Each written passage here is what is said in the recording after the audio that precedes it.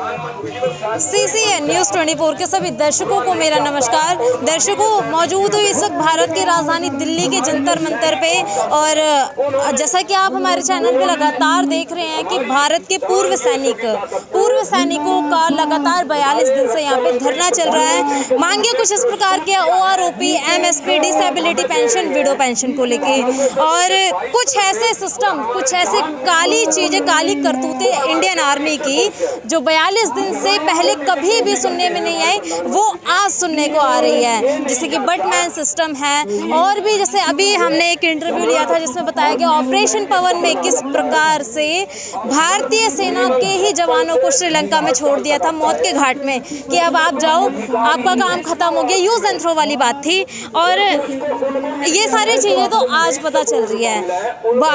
हमारे भारत में बॉलीवुड की कुछ मूवीज़ आई हुई है, शेरशाह, उरी, और वो ऐसी मूवीज़ है जिसमें भारतीय सेना को बहुत अच्छे से रिप्रेजेंट किया है। हर किसी को प्राउड फील होता है उस मूवी को देख के। और वहाँ कुछ इस प्रकार के दृश्य दिखाए गए हैं कि जैसे कि आज आरोप लग रहे बटमैन के द्वारा अफसर की मेम साहब जितने भी सेना के जवान हैं उनका शोषण करती है, चड्डी बनियान धुलवाती है, कुत्ते घुमवाती है। और वहाँ दिखाया गया है कि अफसर के मेम साहब जो है वो जो जवान है उसके साथ बहुत अच्छा व्यवहार करती है। शेरशाह में भी दिखाया गया है कि विक्रम बत्रा के साथ कितना अच्छा रवैया था उनके अफसरों का।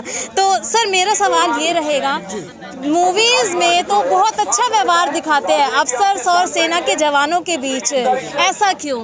देखिए मैम, मूवी में जो दिखाया जाता है ना वो करीब सही तो है, इसमें कोई दो राय नहीं। और मैं आपको ये नहीं कहता हूँ कि ऑफिसर सारे गलत हैं, मैं कई एक बार उठा चुका हूँ।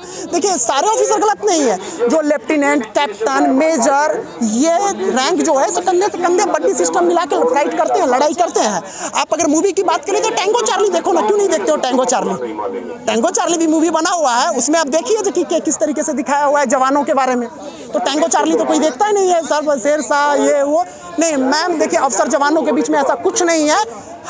जो कुछ प्रॉब्लम है, जो बड्डी सिस्टम के प्रॉब्लम है, वो मैं आपको बता चुका हूँ पहले भी, ठीक है। तो ऐसा कुछ भी नहीं है जो कि मूवी में कुछ अलग दिखाया जाए, रियलिटी में कुछ है। मूवी और रियलिटी दोनों एक ही है, लेकिन मूवी वाले भी जानते हैं जो कुछ ऐसा पार्ट को काट करके दिखाते हैं। अच्छा, मतलब मूवीज में जो दिखाया जा रहा है कंधे से कंधे मिला के चलना, इतना दोनों के बीच द्वेष ना होना, वो सब चीजें राइट है, एकदम राइट है। कोई तो आप लोग क्या धरने पे क्यों बैठे? नहीं, देखिए, धरना तो दूसरा मैटर है। धरना तो दूसरा मैटर है।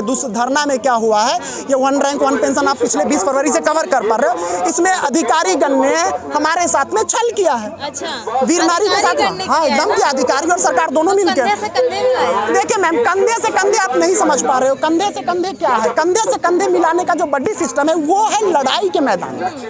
लड़ाई के मैदान दैट्स अलग पार्ट्स, और जो पे एंड अलाउंस है वो अलग पार्ट है। कि लड़ाई के मैदान में भी अफसर पीछे भाग जाते हैं, मैं आपको वो वाला बैनर दिखाऊंगी।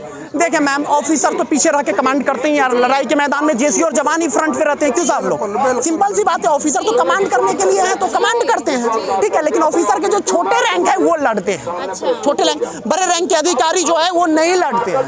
बड़े रैंक के अधिकारी प्लानिंग करते हैं कि कहाँ अटैक करना है, क्या करना है, ठीक है। तो छोटे रैंक के अधिकारी हमारे साथ में कंधे से कंधे मिला के फाइट करते हैं। और बड़े रैंक के नहीं करते? बड़े रैंक के तो पीछे रहेंगे ना। उनका जो एक देखिए, एक समझने की कोशिश करिए कि जो आर्मी का जो फाइटिंग का एक प्लानिंग होता है, वो प्लानिंग ज़्यादा देखिए से डिस्कशंस भी करना ठीक नहीं है, क्योंकि मीडिया के गन में जाएगा। लड़ाई के बारे में, फाइटिंग के बारे में डिस्कशंस मत करवाइए। कुछ चीज़ें गोपनीय होती हैं जो फौज की होती हैं, वो पब्लिक में नहीं जानी चाहिए। हाँ, हमारा मेन मुद्दा जो है उस पर आप बात कीजिए।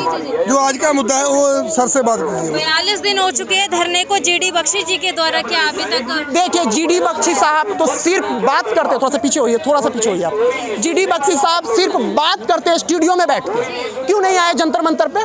दहाड़ते हैं। हाँ, दहाड़ते। क्यों नहीं आके दहाड़ रहे? कोई मना कर रखा है उनको? क्या उनको पता नहीं है कि OROP में जवानों और वीर नारी और जेसीओ साहब के साथ में विसंगतियां हुआ है? उनको ही पता है। क्यों नहीं है जवानों के बीच में? उनको कोई मना किया? GD बख्शी साहब को किसी ने मना किया है?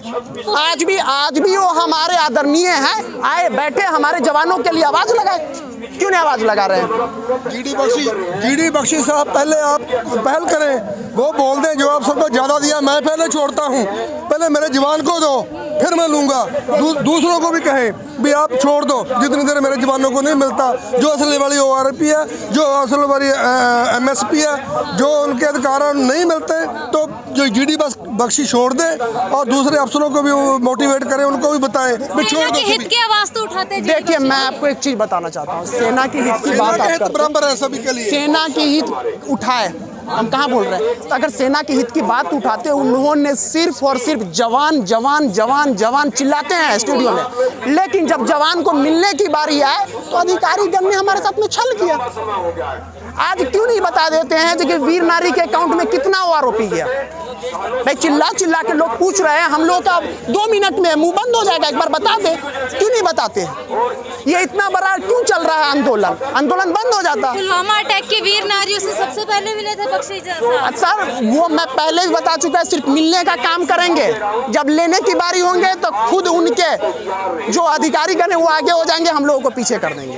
आप एक बात समझ, पुस्तकें छापे, देखिए GD बख्शी साहब पुस्तकें छापते हैं, वो छापे, वो उनका अपना अधिकार है, ठीक है। उनके सेना के लिए पुस्तकें छापते हैं, ठीक है, सेना पढ़ेगी, लेकिन सेना के फाइनेंशियल जो यहाँ जवान के उस पुस्तक में ये छापेंगे जो कि ORP में जवान JCO और वीर नारी के साथ में भी संगतियाँ हुआ है। पूछिएगा आप क्या साहब, इस जब उनका पुस्तक का लॉन्चिंग होगा तो उस समय जाकर पूछिएगा क्या सेना के जवान JCO वीर नारी के लिए छापे हैं आप? ठीक है, देखिए ये मीडिया जो है ना, उन्हीं को बैठाएंगे। एक बार बैठा ना, यहाँ हमारे साहब लोग बैठे हुए हैं, इन लोगों को GD बख्शी साहब के सामने बैठा, क्यों नहीं बैठाते?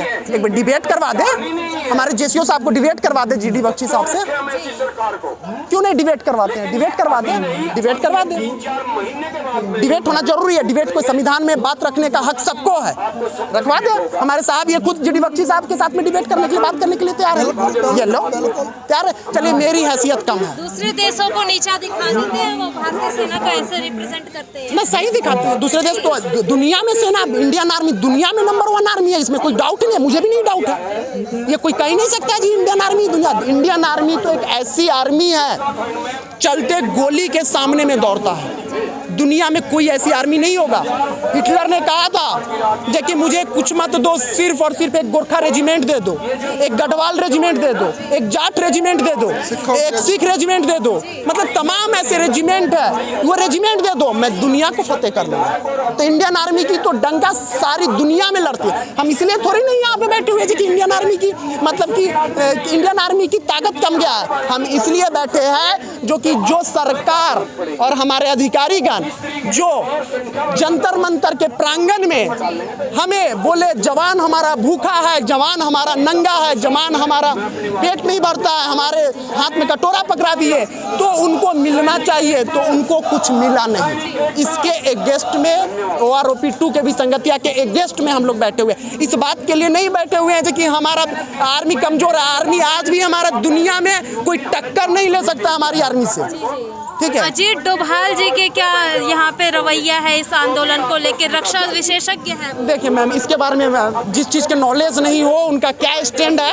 उसके बारे में डिस्कशन करना ठीक नहीं है। इस चीज़ के बारे में अजीत डोभाल, देखिए अजीत डोभाल जी तो बात ही छोड़ दो, अगर वो पड़ जाए इसमें तो 30 सेकंड लगेगा इसको सॉल्व करने में, 30 सेकंड भी नहीं लगेगा उनको सॉल्व करने में। लेकिन उनके पास में और भी तमाम काम है, देश की सुरक्षा का बहुत बड़ी जिम्मेदारी है अजीत डोभाल के पास में। सुरक्षित तो आप ही है। नहीं तो खैर सरहद के सिपाही, इसमें कोई दो राय नहीं है, लेकिन अजीत डोभाल जी के हम लोगों को किस तरीके से दूसरे कंट्री के सामने में प्रेजेंट करना है, उनकी रिस्पॉन्सिबिलिटी है। लेकिन अगर इस मैटर में, मैं गारंटी के साथ कहता हूँ, अगर इस मैटर में पड़ जाए तो 15 सेकंड उनके लिए काफ़ी है, ठीक है। तो डोभाल जी से कोई मैसेज? मैं रिक्वेस्ट करूंगा मोदाल डोभाल जी से, यही रिक्वेस्ट करूंगा।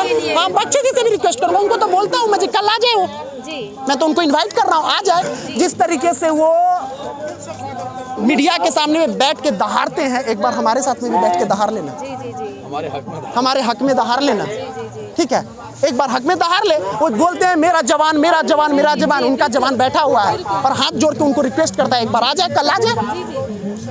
मैं अजीत डोभाल जी से कहना चाहता हूँ एक बात, उनको तो मालूम है ना, उन्होंने बहुत ही गोपनीय वो किए, कई एक्शन किए हैं, उनको मालूम है एक फौजी की, इंडियन फौजी की क्या मतलब ज़िंदगी है। कितनी दुखों भरी तकलीफ़ों भरी ज़िंदगी है। तो अगर वो पेंशन लेने के बाद वो सड़कों पे रहेंगे, रोल जाएंगे, उनके बच्चे रोल जाएंगे, तो अजीत डोभाल जी के पल्ले भी क्या रहेगा? सोचो आप, अजीत डोभाल जी भी सोच सकते हैं।